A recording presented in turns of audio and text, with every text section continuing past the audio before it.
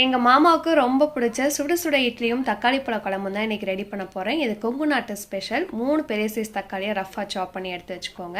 கடாயில் கொஞ்சமாக எண்ணெய் விட்டு 15 சின்ன வெங்காயம், 6-7 பல் பூண்டு, 2-3 வரமிளகாய், கொஞ்சம் கருவேப்பிலை சேர்த்துக்கோங்க. என்கிட்ட கருவேப்பிலை இல்லை. லைட்டாக வதங்கினதும் தக்காளி, ஒரு 1/4 மூடி தேங்காய் போட்டு நல்லா குழஞ்சதுக்கப்புறம் 4 டேபிள் ஸ்பூன் குழம்பு மிளகாத்தூள் சேர்த்துக்கிறேன். குழம்பு மிளகாத்தூள் இல்லைன்னா 3 டேபிள் ஸ்பூன் மல்லித்தூள், ஒரு 1/2 டீஸ்பூன் மட்டும் சாம்பார் தூள், கொஞ்சம் மஞ்சள் தூள் சேர்த்துக்கோங்க. அந்த டேஸ்ட் அப்படியே கிடைக்கும். இன்னொரு சைடில் இட்லி ஊற்றி வச்சாச்சு. அரைக்கும் போது 1 டேபிள் ஸ்பூன் பொட்டுக்கடலை போட்டு ஃபைன் பேஸ்ட்டாக அடிச்சுக்கோங்க. தாளிப்புக்கு பாத்திரத்தில் கொஞ்சம் எண்ணெய் விட்டு கடுகு போட்டு பொரிஞ்சதும் கட் பண்ணி வச்சிருக்க 4-5 சின்ன வெங்காயம், கருவேப்பிலை போட்டு நல்லா வதங்கினதுக்கப்புறமா அடித்து வச்சிருக்க பேஸ்ட், குழம்புக்கு தேவையான அளவுக்கு தண்ணி, உப்பு எல்லாம் சேர்த்து நல்லா கொதிக்க விட்டு கொத்தமல்லி தழை தூவி இறக்குனீங்கன்னா இட்லி, தோசை, சாப்பாடு எல்லாத்துக்கும் சூப்பராக இருக்கும். கண்டிப்பாக ட்ரை பண்ணி பாருங்கள். இட்லி பேட்டர் ஆல்ரெடி சேனலில் வீடியோ இருக்குது.